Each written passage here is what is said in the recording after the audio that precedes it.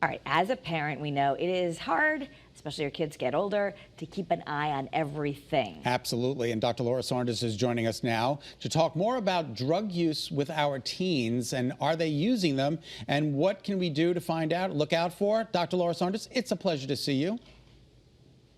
Hello, friends, and happy Wednesday. Before we begin, we have a lovely picture of you and I at the Hartford. There it is, the Hartford Red and White Gala.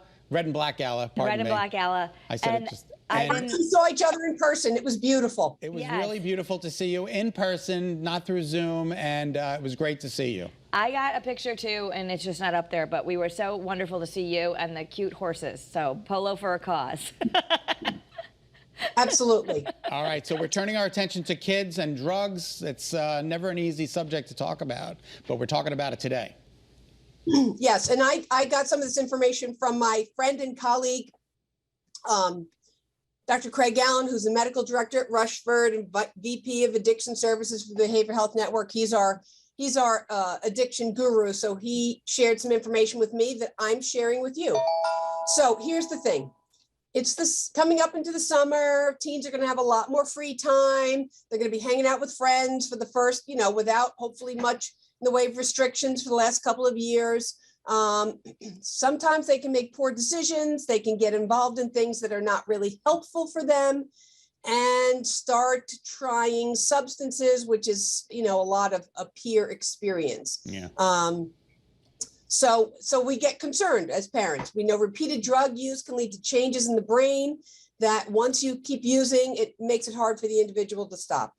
Yeah, so you came with the top 5 things that we need to be on the lookout. Number 1, a change in their friend group.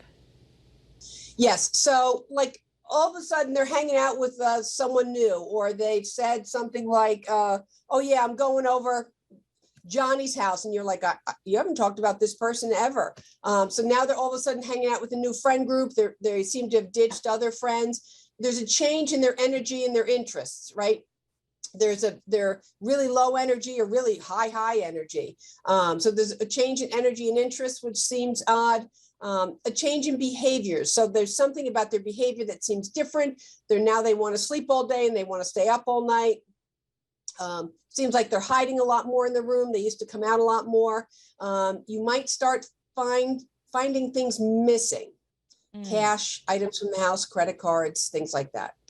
Not good. So that, because they might be selling it, or the question is, how are they getting these drugs? That's a lot of parents be like, well, how could they get it? I mean, where would they know to get? Is it pretty easy for kids who want it to find it?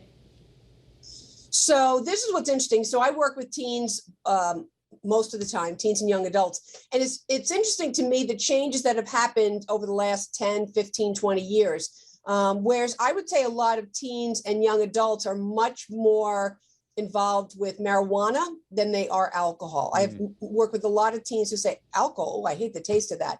But they do engage in a lot of marijuana use. In my day, it was called smoking pot. Now they say smoking weed. But so there's a lot more marijuana out there. Marijuana is legal in Connecticut, but it's not legal for anyone under 21.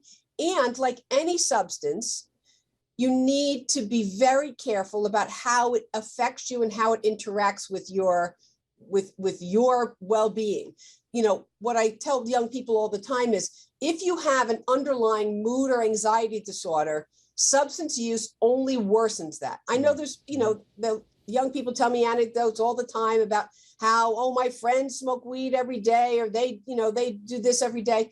But for a lot of people, it really, really negatively affects your behavior. It worsens anxiety. It affects your sleep.